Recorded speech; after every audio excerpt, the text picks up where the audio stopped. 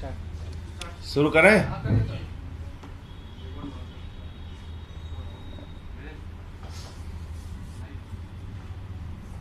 सभी पत्रकार बंधुओं को नमस्कार। आज अदालत ने फिर से 5 दिन की रिमांड स्वीकृत की है। ईडी ने 7 दिन की रिमांड मांगी थी, 5 दिन की रिमांड स्वीकृत की गई है। लेकिन ये पूरा मामला, जैसा हम लोग पहले दिन से कह रहे हैं, राजनीतिक द्वेष के कारण ये पूरा मामला दिल्ली की सरकार को बदनाम करने के लिए, दिल्ली के शिक्षा मॉडल को डिरेल करने के लिए, दिल्ली के लोगों ने आम आदमी पार्टी को जिता क्यों दिया, सरकार क्यों बनवा दी, इसकी सजा देने के लिए मनीष सिसोदिया और सत्येंद्र जैन को जेल में रखा गया है। इस पूरे मामले का ना कोई सिर है ना पैर है। कहते मनीष सिसोदिया ने भ्रष्टाचार कर दिया। 14 घंटे सीबीआई की छापेमारी हुई, घर खोद डाला, कुछ नहीं मिला। गांव में छापेमारी की, कुछ नहीं मिला। दफ्तर में छापेमारी की, कुछ नहीं मिला। बैंक के लॉकर को चेक किया, कुछ नहीं मिला।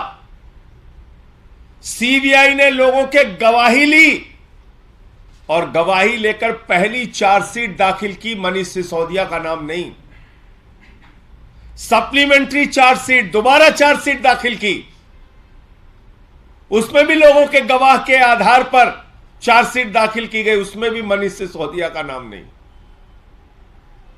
लेकिन जबरन अपने आका के कहने पर सीबीआई ने मनीष सिसोदिया को गिरफ्तार किया। पहले सीबीआई ने रिमांड ली। सीबीआई की रिमांड जब पूरी हो रही थी तो 10 महीने तक हिंदुस्तान की सबसे तेज तर्रार कही जाने वाली एजेंसी ईडी, उस ईडी बेचारी को कुछ पता नहीं था। बेचारी ईडी इतनी भोली थी, उसको कुछ भी मालूम नहीं था।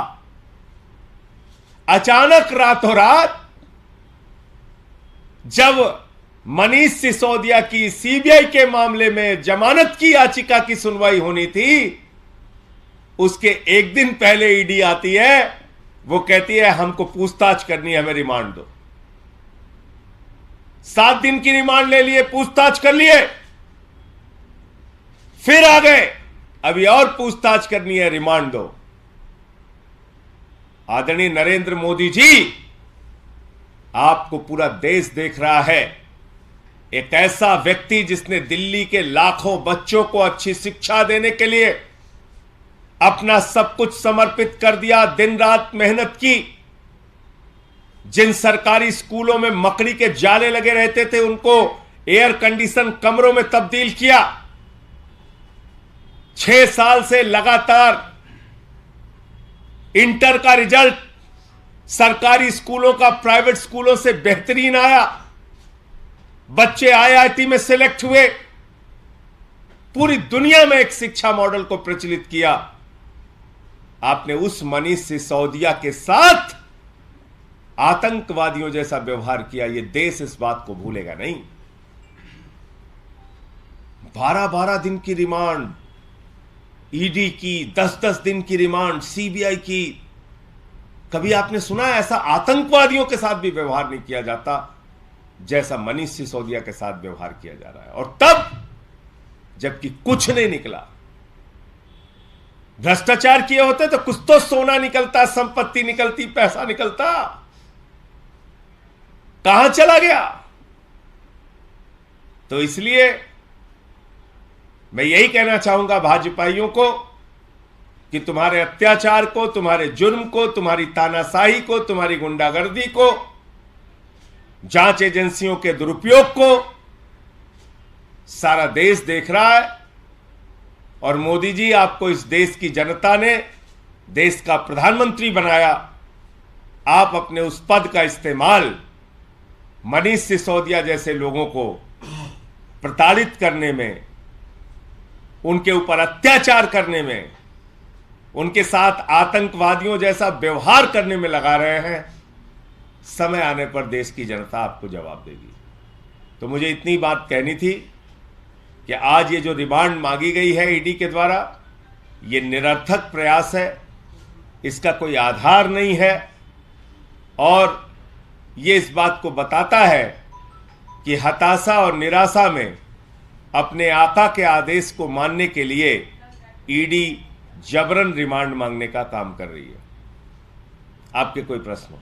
लेकिन संजय जी, बीजेपी लगातार ये कह रही है, आज भी प्रेस कॉन्फ्रेंस की, कि ये सारी पॉलिसी जो है वो अरविंद केजरीवाल के घर पे तैयार हुई है। उसमें आपका भी नाम जोड़ा है कि संजय सिंह, सत्येंद्र जैन, मनीष सिसोदिया सब मिलकर बना रहे थे पॉलिसी। सारा जो अधिकार था पैसा खाने का, देखो भाई, मैं तो आपसे कह रहा हूं कि मैं अडानी के घोटाले को खोलने में लगा हूं। अडानी के घोटाले को खोलने का काम जारी रखूंगा। आप लोगों के माध्यम से नरेंद्र मोदी जी तक अगर मेरी बात पहुंच रही हो तो मोदी जी कान खोलकर सुन लीजिए। अपने चेले अडानी को भी बता दीजिए, उसको भी बोलिए कान खोलकर सुन ले। अपनी पूरी की पूरी भारतीय जनता पार्टी और सारी जांच एजेंसियों को बता दीजिए, सब लोग कान खोल के सुन लीजिए। अडानी के घोटाले पर पूरे देश में आपको बेनकाब करूंगा। आपने महाघोटाला किया है, उसके बदले में आप और आपकी पार्टी और आपकी जांच एजेंसियां मुझे फांसी पे चढ़ाना चाहे तो चढ़ा दें, उसकी कोई चिंता नहीं है।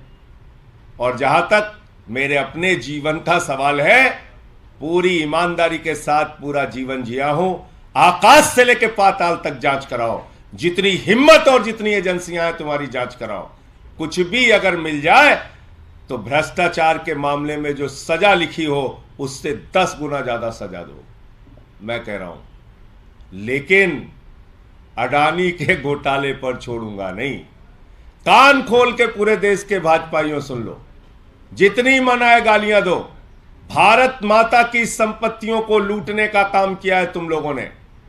लाखों करोड़ का कोयला लूटने का काम किया, गैस लूटने का काम किया, बिजली पानी सड़क को लूटने का काम किया, बैंकों को लूटने का काम किया, LIC को, SBI को लूटने का काम किया, सीपोर्ट और एयरपोर्ट को लूटने का काम किया। अडानी के जरिए तालिबान से ड्रग्स मंगाकर इस देश को बदनाम और बर्बाद करने का काम तुमने किया है।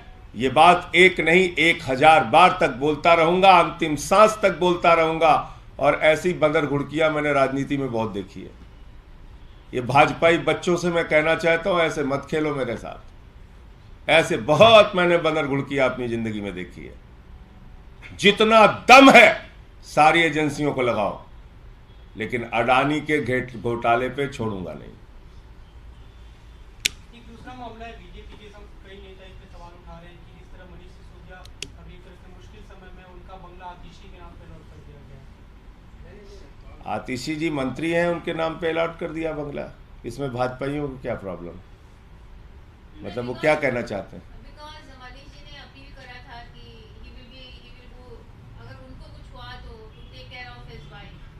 तो ये भाजपाइयों से पूछना थोड़ी है। भाजपाई तो उनके साथ आतंकवादी जो जैसा व्यवहार कर रहे हैं मनीष सिसोदिया के साथ। मनीष सिसोदिया हम लोगों के भाई हैं, उनका परिवार हमारा अपना परिवार है, उसका ख्याल हमें रखना मालूम है कैसे रखना है। उसको भाजपाइयों से थोड़ी सीखना है। उनकी तरफ से लेकिन बयान आ रहा है लगातार कि 15 दिन के अंदर ही मनीष सिसोदिया के परिवार को अबैंडन कर दिया गया है। सत्येंद्र जैन के साथ इतने महीने तक सरकार खड़ी रही। मैंने कहा भाजपाइयों को कहिए बच्चों का खेल ना खेलें। ऐसे बहुत खेल राजनीति में हम लोगों ने देखे हैं। धन्यवाद।